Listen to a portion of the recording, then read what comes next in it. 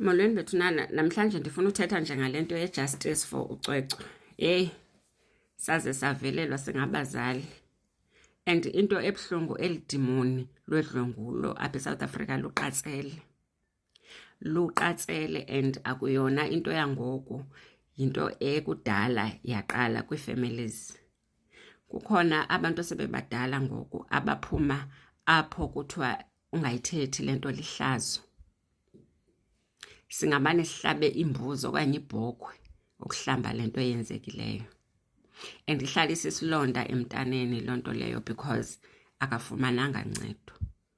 Ufumaniseka into yoba ngoku umntana akasahlala ekhaya, uhamba apha esitratweni akaziwa uba yintoni, kanti it's a family member ekudala ehleli ekhaya emdlwengula. Sesiyoyika ngoku into yoba abantwana bethu abangamantombazana bavizithe kwii-families because asazi. So uhlala umntana umjongile into yoba uphi, okokoko, because 1 minute uluza isight yakhe, izidlwengu zikhona even kwii-families.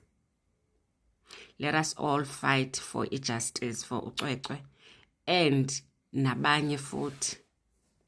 Siyathemba into yoba ke ngoku urhulumente wethu ikhona into ezoyenza xa ngabe iSouth Africa yonke ingxakama. Masiqhubekeni bethunana singabazali.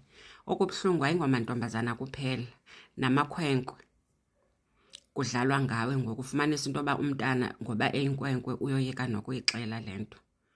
Bethunana, even ootata mabebe close nabantwana babo, babatshekhe, babafundise ngezi zinto ezenzekayo because ziyenzeka. Ndiyabulela.